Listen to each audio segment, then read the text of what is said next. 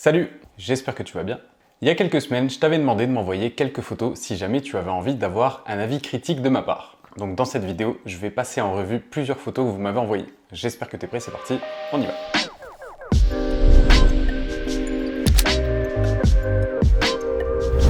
Alors si jamais tu n'es pas passé dans cette vidéo, je suis désolé, j'ai reçu énormément de mails, donc forcément j'ai dû faire un choix.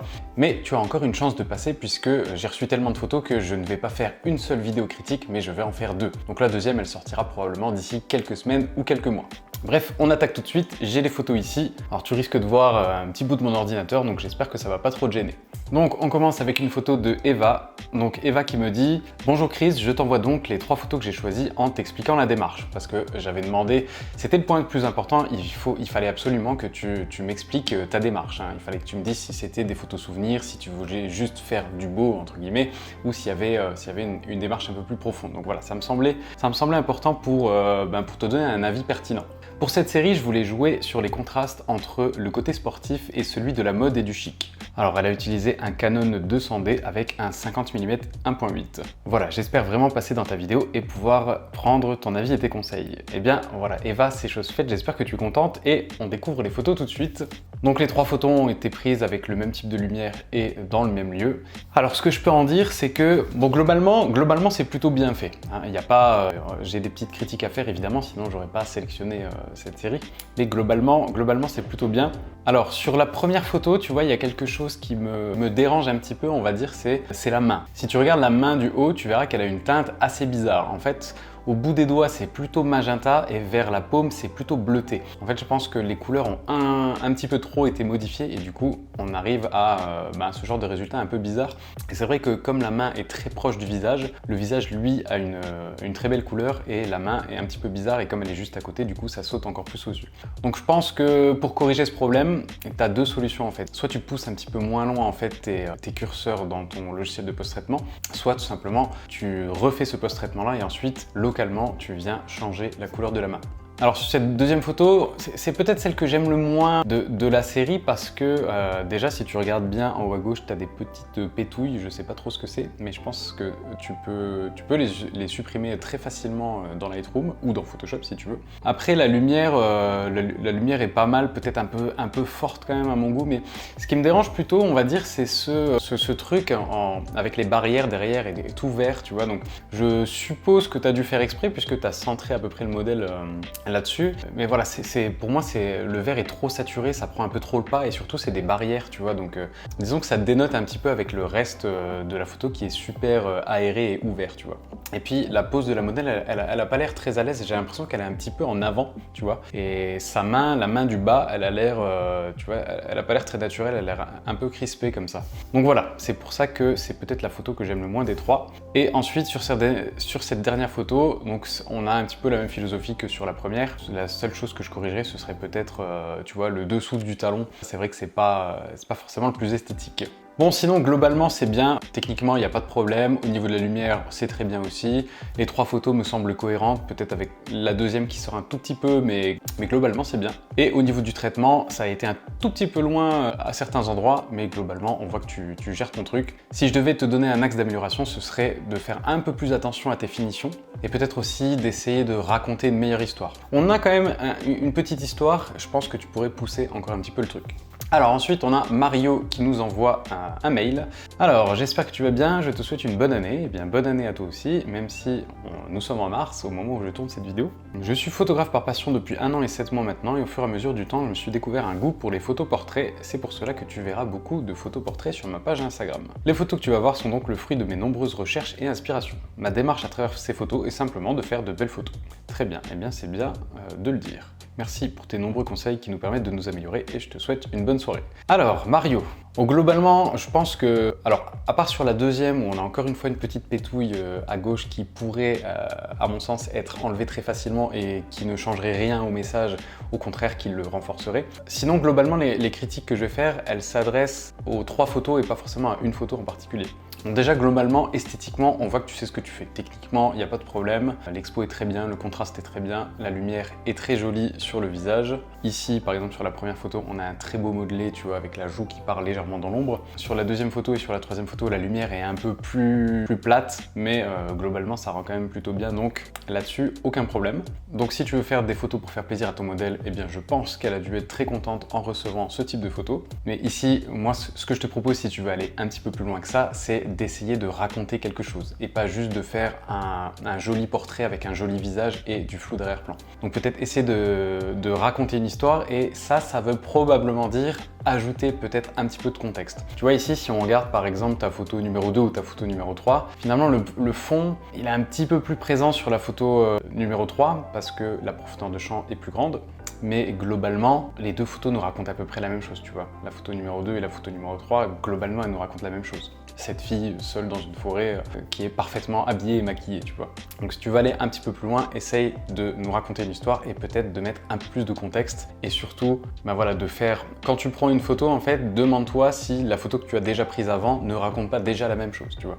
Voilà, sinon, encore une fois, c'est très bien et je pense que le modèle a dû être très contente de recevoir ces photos. Alors, on passe sur le mail de Paul. Donc, Paul qui me dit « Salut Chris, tout d'abord, merci et bravo pour ce que tu fais. Merci beaucoup. C'est toi qui m'as donné envie de me mettre à la photo il y a 4 mois et depuis, je ne quitte plus mon boîtier. Excellent. » Alors, la photo que je t'envoie est l'une des toutes premières que j'ai prises. J'étais dans mon appartement, j'aimais bien l'atmosphère d'une fin de journée avec ma copine et notre chaton, donc j'ai sorti l'appareil. Techniquement, la photo n'est pas parfaite, mais je l'aime beaucoup. Continue ton travail, c'est super. Donc en fait, voilà, Paul a voulu immortaliser un moment.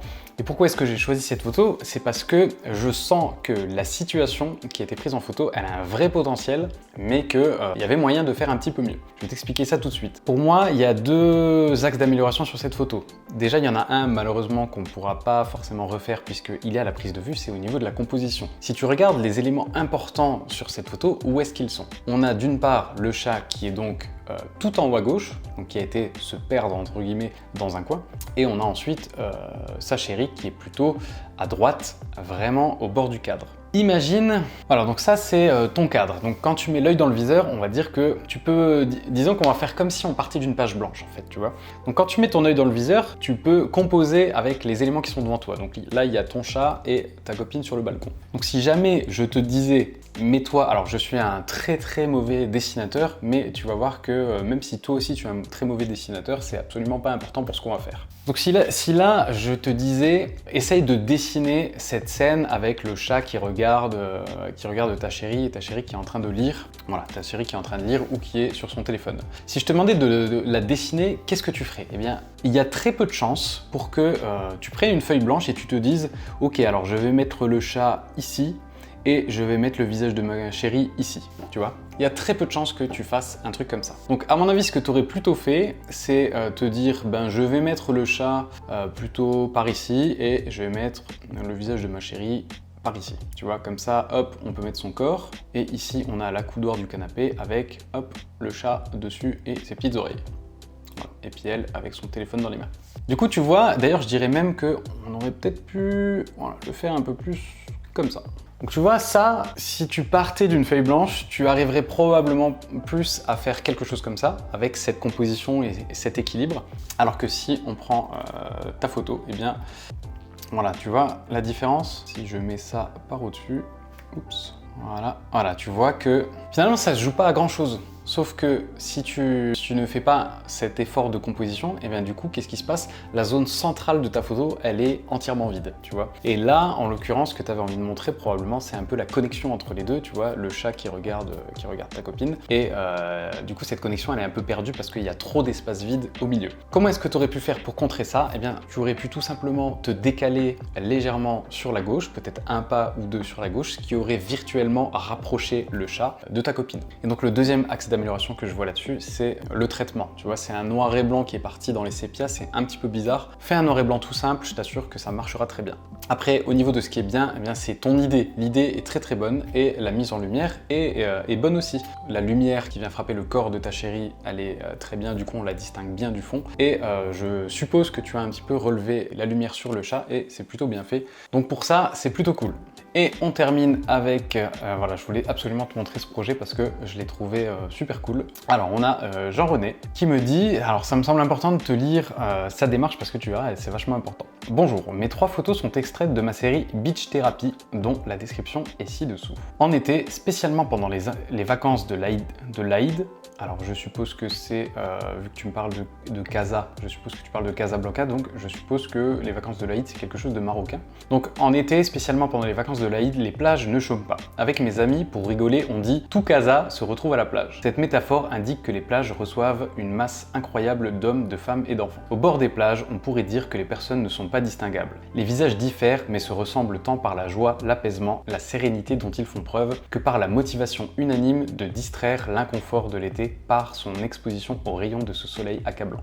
En parcourant les plages, on peut dénombrer plusieurs activités auxquelles se donnent les usagers. Promenade, footing, football, tennis, volleyball, causette, jeux d'enfants, selfie party, etc. Si le quotidien des Kazaouis, alors je suppose que Kazaouis c'est les habitants de Casablanca, si le quotidien des Kazaouis est un enfer, les plages représentent une providence, un bout de paradis, une échappatoire. On peut comprendre ainsi pourquoi celles-ci sont autant bondées. En effet, qui ne voudrait pas profiter d'un bout de paradis à sa portée? Donc tu vois qu'il y a une vraie démarche. Jean-René parle de tout Casa se retrouve à la plage. Il explique aussi que les visages diffèrent mais se ressemblent tous par la joie, l'apaisement et la sérénité, et que on peut trouver énormément d'activités auxquelles se donnent les usagers, promenade, footing, football, etc. Du coup, en fait, le message qu'il essaie de faire passer, c'est que en cette période très chaude, en fait, Casablanca, c'est un peu un enfer de chaleur, mais que les gens, du coup, trouvent leur petit coin de paradis sur cette plage. Voilà, j'ai essayé de synthétiser un petit peu sa pensée, et du coup, je te laisse découvrir 3 photos de cette série.